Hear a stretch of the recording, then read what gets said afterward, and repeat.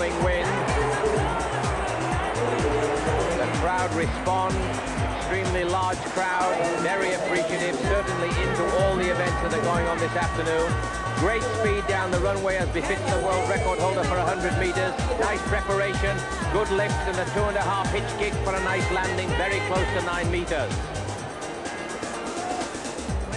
Lifting, running in the air, only to achieve a better landing position. It doesn't give you extra distance. 883 is the distance for Carl Lewis. Wind aid at 883. It was over the allowable limit of 2 meters per second.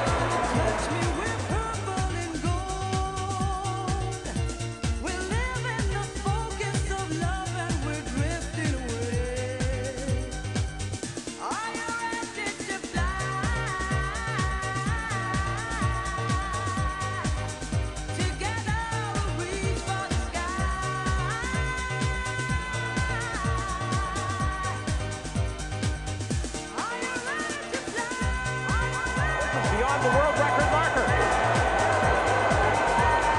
Oh no, he gets the red flag. He must have stepped on the plasticine. The crowd, of course, boo, and they're in no position to see. Powell gets down very close to examine it, discusses it with the judges, and let's have a look. Yes, I think there was an indentation in that plasticine, but my goodness, how close it was. A foul by Powell on what might have been a world record. We'll never know. The fourth round jump now for Carl Lewis. There's another monstrous jump. Does he get the white flag? Yes. They have a following wind and they're making the most of it. Remember, if it's over 2 meters a second, it is illegal. Great speed, nice preparation on the next to last stride, driving for height, beautiful flight in the air, pushing those heels out. That's an 891 measurement. That was better. Beeman's world record existed. The wind was over the allowable 2 meters per second. You cannot get closer on a board than that. 891, that's the longest distance ever jumped in any conditions. But because the wind is beyond the limit, it cannot stand as a world record. But it does show he has the potential. Here's Powell, sorry Don, who was beaten by Lewis on his last jump in the American Championship by 1 centimeter only. Lewis almost certainly has his hand on a third consecutive gold medal. Powell, good sprinting speed. Oh, that is huge. That is huge. Will he get the white flag? Yes, this time he gets.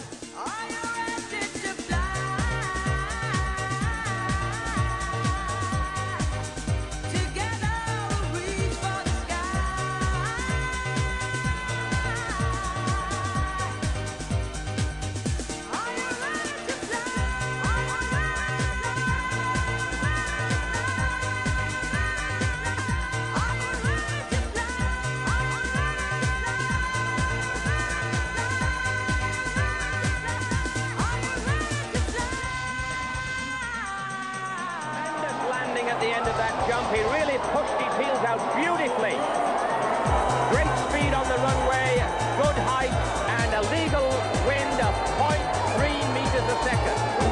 We have to wait for the measurement, but that is a massive distance as Lewis looks on. Both anxiously awaiting the measurement. They know it's a big one. Great speed. Accelerating onto that board, lifting, running in the air, pushing those heels out beautifully. There it is, 895. That's a world record, a legal win. That breaks Bob Beeman's record, set at altitude in 1968 in Mexico City.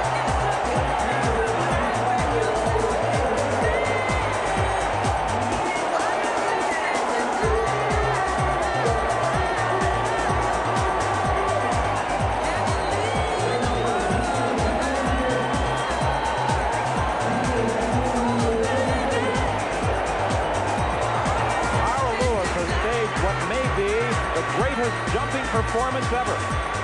He's in the 5th round. 895 is now the new world record. Can Lewis better it? Oh, that's going to be close. That's another huge jump by Lewis. What consistency? 868, 883, 891, and this one.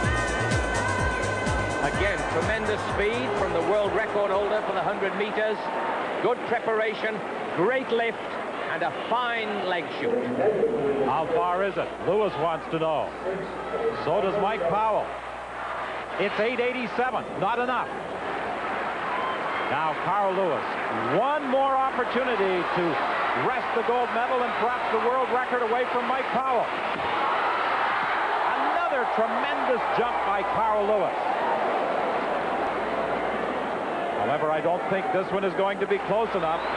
No, it isn't. It's 8:84, and Mike Powell celebrates not only a gold medal, dethroning a man who has been unbeaten for a decade, but setting a world record in the process, and he hugs the official he was not too pleased with just a while ago on his fourth-round jump. Somewhat ironic that Lewis, having had a 10-year undefeated streak, should lose this undefeated streak, and at the same time, Mike Powell gets a world record that Lewis has never had in the long jump. Are you ready to fly?